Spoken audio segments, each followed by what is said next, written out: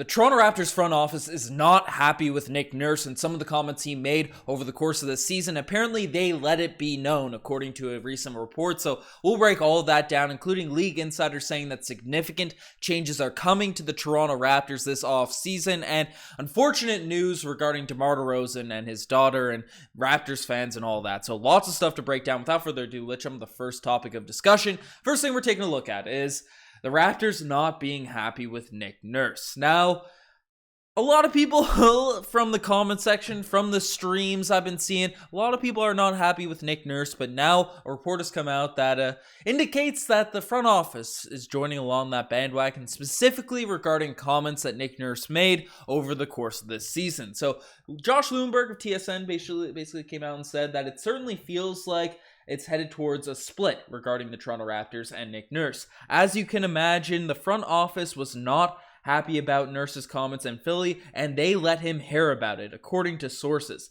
And even after he walked back his comments on Thursday, saying, "Listen, I love it here," he said, "there are players in the room who did not appreciate having their coach question his future." With 2 weeks left in the season, they were trying to salvage. So, but it's the NBA.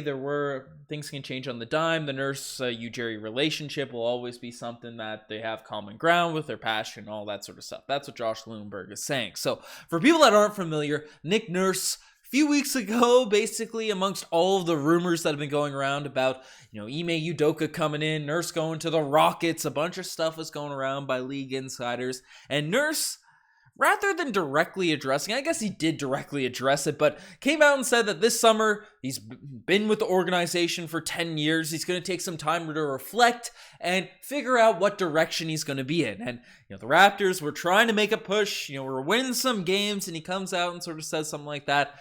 It was weird. It was very, very weird. Made a lot of Raptors fans sort of say, hey, okay, Nick Nurse is definitely gone, given those comments. And now we know the front office wasn't happy. I think that could have been easily inferred just by anyone with a half a brain, right? Like, the front office is not going to be, super into their head coach coming out and saying, hey, even though I'm under contract for next season, I might not be here. I'm just going to reflect and figure out what's going on, especially where the team was not performing up to the same standards as it was last year. There was question marks about whether or not he was losing the locker room, and a lot of that stuff was addressed in the postseason press conferences and all that. But you get why the front office is a bit angry. And the thing that I find even more interesting about this report, about this, blurb that came from Josh Lewenberg, is there were players on the team, right, that, according to sources, were not happy with their head coach, speculating on his future, pondering on his future, throwing out different ideas about reflection he's going to have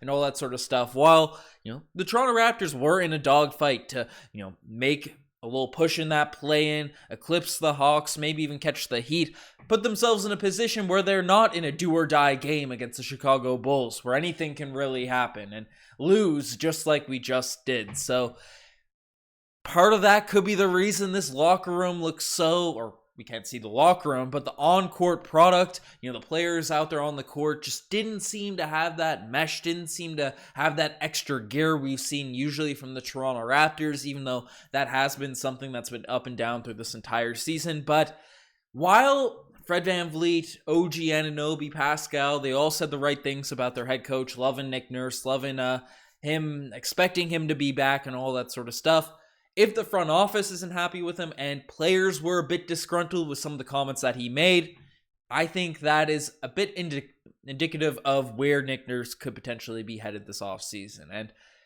maybe it's not necessarily outside the organization, because Nurse said all the right things about wanting to make this team improve, doing what's best for the team and all that. Maybe he moves up into the front office or something like that, but I don't know.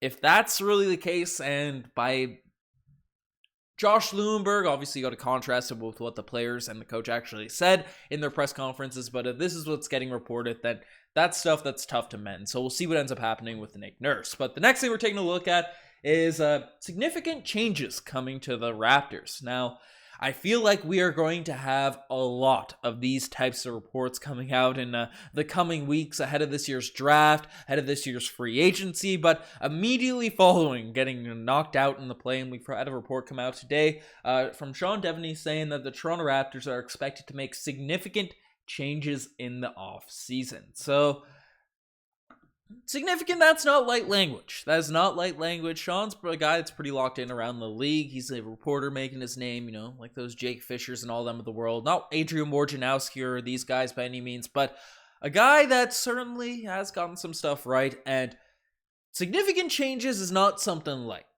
This doesn't mean, we're going to just let Gary Trent Jr. walk. One of our 3 free agents are going to leave. Significant sort of indicates that big moves could potentially go down.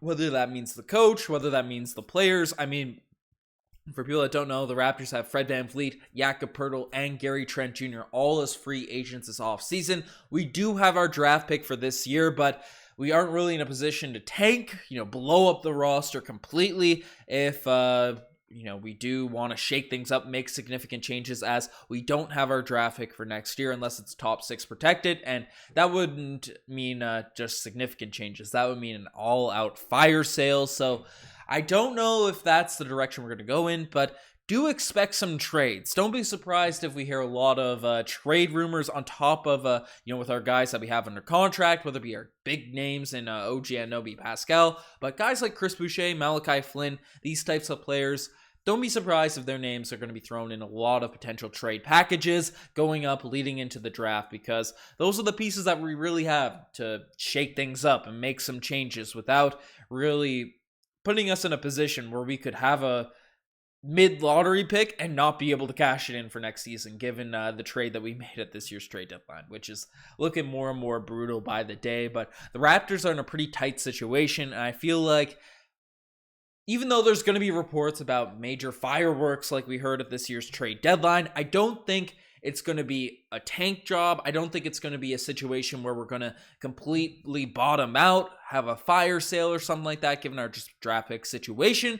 But I do think some trades are going to happen. I do think some moves are going to be made. I do think maybe we try to replace maybe a Fred if he's getting $30 million from the Orlando Magic, bring in another guy to run the point guard position. So it's going to be a lot of shakeups coming and a lot of reports and rumors coming. So if you want to stay updated with all those, definitely subscribe to the Raptors Digest. But the next thing we're taking a look at is an unfortunate report coming out from Chris Haynes. Unfortunate, disgusting, whatever language you want to use for it, because it just sucks. It sucks. It's a bad look, as Chris Haynes came out and said that DeMar DeRozan's daughter, Kiera, I apologize if I mispronounced the name, but was escorted out of Scotiabank Arena on Wednesday by the Chicago Bulls security and was led to a team bus with her father after the NBA notified the team that there were severe online threats directed at the 9-year-old.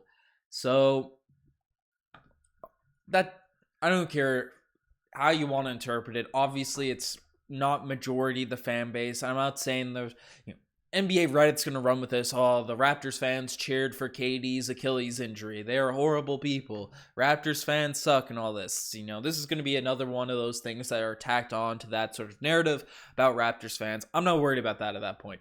Whoever the heck is sending threats to a 9-year-old girl for screaming for her dad out there for free throws and stuff, trying to get an edge, trying to make a push. Whoever's making threats out there is an absolute loser. Just an absolute straight up idiot.